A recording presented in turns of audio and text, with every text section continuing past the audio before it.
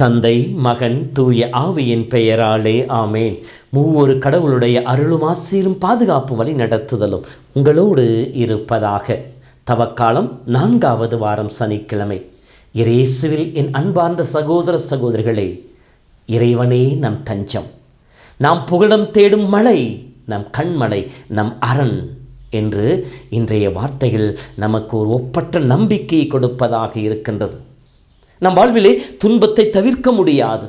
எதிர்பாராத துன்பங்கள் நம்மை தாக்கக்கூடியதாக இருக்கும். அடிக்கு மேல் அடியாக, சோர்வுக்கு மேல் சோர்வாக நம் வாழ்விலே கஷ்டங்களையும் கண்ணீரையும் சந்திப்பவர்களாக நின்று கொண்டிருக்கின்றோம். ஒவ்வொரு நாளும் போராட்டமாக இருந்து கொண்டிருக்கின்றது.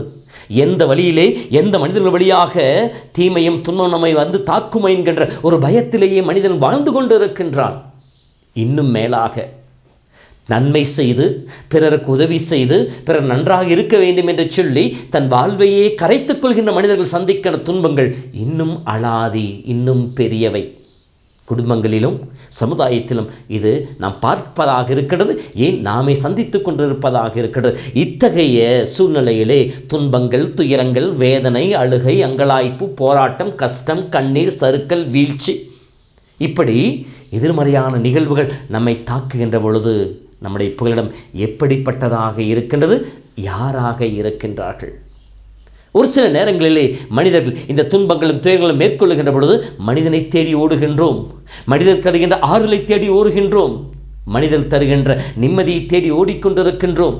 அவர்கள் சொல்கின்ற வார்த்தையில் நம்பிக்கை வைக்கின்றோம். அல்லது இந்த உலகத்தினுடைய பொருட்களையும் பதவிகளையும் பட்டங்களையும் இந்த உலகம் தருகின்ற எல்லா விதமான செய்திகளையும் கேட்டு அதற்கு பின்னர் ஓடிக்கொண்டிருக்கின்றோம். ஆனால் இவை அனைத்துமே காணல் நீராய் அமைந்து விடுகின்றது. தேடி போவதற்கு பிந்தைய நிலை முந்தைய நிலையை விட மோசமானதாகவே இருந்து கொண்டிருக்கின்றது. எனவே துன்பத்திற்கு மேல் துன்பம், வேதனைக்கு மேல் வேதனை, கஷ்டங்களுக்கு மேல் கஷ்டங்கள் என்று சொல்லி மனமுடைந்த நிலையிலே வாழ்ந்து கொண்டிருக்கின்றார். இப்படி வாழ்ந்து கொண்டிருக்கிற மனித சமூகமே, அன்பு சகோதரனை சகோதரியே, இன்றைய வார்த்தையின் வழியாக இறைவன் நமக்கு ஒரு நம்பிக்கை ஒளியூட்டுகின்றார்.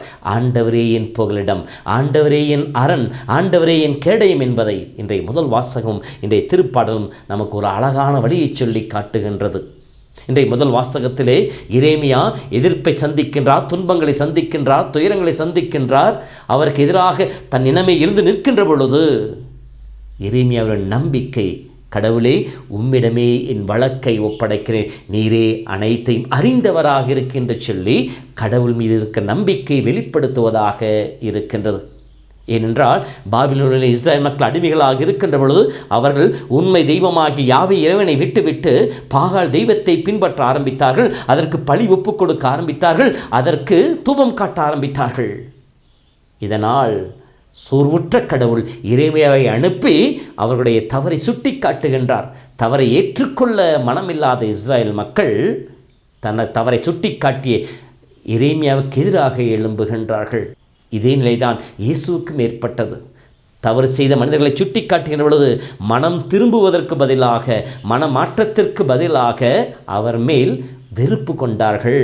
அவரை எப்படி ஒழிக்கலாம் என்று சொல்லி திட்டம் தீட்டினார். அதை தான் இன்றைய நற்செய்தியும் சொல்லி காட்டுகின்றது. இன்றைய திருப்பாடலும் கூசாவினுடைய வார்த்தைகளை கேட்டு தாவீது அழுது புலம்பிக் கொண்டே செல்கின்ற பொழுது பாடிய பாடலாக இருக்கின்றது. ஆண்டவரே உம்மிடம் நான் அடைக்கலம் புகுந்துள்ளேன், உம்மிடம் மட்டுமே நான் புலம் தேடி இருக்கிறேன், என் கேடயம் நீ மட்டுமே. என் துன்பத்திலிருந்து, என்னை துன்புறுத்துவோரிடமிருந்து, என்னை தாக்குவோரிடமிருந்து என்னை காக்கும் கேடயம் நீ மட்டுமே என்று சொல்லி தாவீது பாடி ஆண்டவர் மீது இருக்க நம்பிக்கை வெளிப்படுத்துவதாக இருக்கின்றது. ஆம் அன்பு சகோதரமே, நம்முடைய வாழ்க்கையிலும் இக்கட்டான வேலையிலே, இடர் மிகுந்த வேலையிலே, இருள் சூழ்ந்த நேரங்களிலே ஆண்டவரை பற்றி கொள்வோம், ஆண்டவரை சிக்கன பிடித்துக் கொள்வோம். 2 சாமுவேல் 22:3 படிப்பதை போல, என் கடவுளே நான் புகலிடம் தேடும் மலை நீரே, என் கேடயம், எனக்கு மீட்பளிக்கும் வல்லமை, என் அரண், என் தஞ்சம், என் மீட்பர், கொடுமை நின்று என்னை விடுவிப்பவர் நீரே என்று சொல்லி வார்த்தை இருப்பதை போல ஆண்டவரே நம்மை எல்லா விதமான தீமைகளிலிருந்து விடுவிப்பார். திருப்பாடல் சொல்கின்றன, இதோ நேர்மையாளருக்கு வருகின்ற துன்பங்கள் பல, ஆனால் ஆண்டவர் அவர் அனைத்திலும் இருந்து கடவுள்களை காப்பார் என்று சொல்லப்படுகின்றது. ஆம் தெய்வமே, கடவுளை நம்பி விட்டோம் என்றால் கடவுள் நம்மை ஒருபோதும் கைவிடுவதில்லை. கடவுள் நம் துன்பங்களை அறிந்தவராக இருக்கிறார், நாம் அடிக்கின்ற கண்ணீரை அறிந்தவராக இருக்கிறார். இப்படி அறிந்திருக்கின்ற கடவுள் நமக்கு துணை புரிபவராகவும் இருக்கின்றார். ஆகவே நாம் செய்ய வேண்டியது என்ன? திருப்பாடல் 37:5 படிப்பதை போல உன் வழிகளை ஆண்டவரிடம் ஒப்படைத்து விடு, அவரையே நம்பியிரு, அவர் உன் சார்பாக செயல்படுவார். ஆண்டவர் நம் சார்பாக செயல்படுகின்ற பொழுது, ஆண்டவர் நமக்கு துணையாக இருக்கின்ற பவுலியார் சொல்வார் அல்லவா, ஆண்டவர் என் சார்பாக இருக்கின்ற பொழுது எனக்கு எதிராக நிற்கக்கூடியவன் யார்? யாரும் எதுவும் என்னை ஒன்றுமே செய்துவிட முடியாது. இந்த உலகத்தின் துன்பங்கள், துயரங்கள், வேதனை, வாள், இக்கட்டுகள், இடையூறுகள் எதுவும் என்னை ஒன்றும் செய்துவிட முடியாது. ஏனெனில் என்னை பலப்படுத்தும் இயேசு, நான் தஞ்சம் புகுந்திருக்கின்ற கடவுள் என்னை எல்லா விதமான துன்பங்களிலிருந்தும் நம்மை காப்பார் என்று சொல்லி. ஆம் அன்பு சகோதரமே, துன்பங்களினால், சோர்வுகளினால், போராட்டங்களினால் கவலைப்பட்டு சோர்ந்து போய் இருந்திருக்கின்றாயா?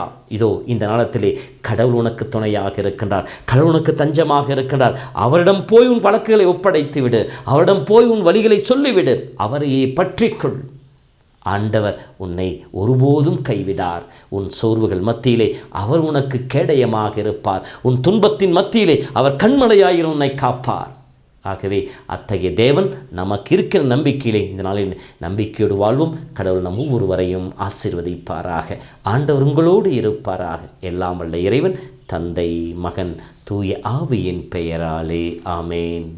ஆண்டவர் துணை இருப்பார், ஆபத்து அழகாது, மதில் போல் சூழ்ந்திருப்பார், துன்பங்கள் நெருங்காது. கலங்காதே மனமே, கலங்காதே மனமே, அன்பான தேவன் அரவணைப்பார். கலங்காதே மனமே, ஆண்டவர் துணை இருப்பார், ஆபத்து அணுகாது, மதில் போல் சூழ்ந்திருப்பார், துன்பங்கள் நெருங்காது.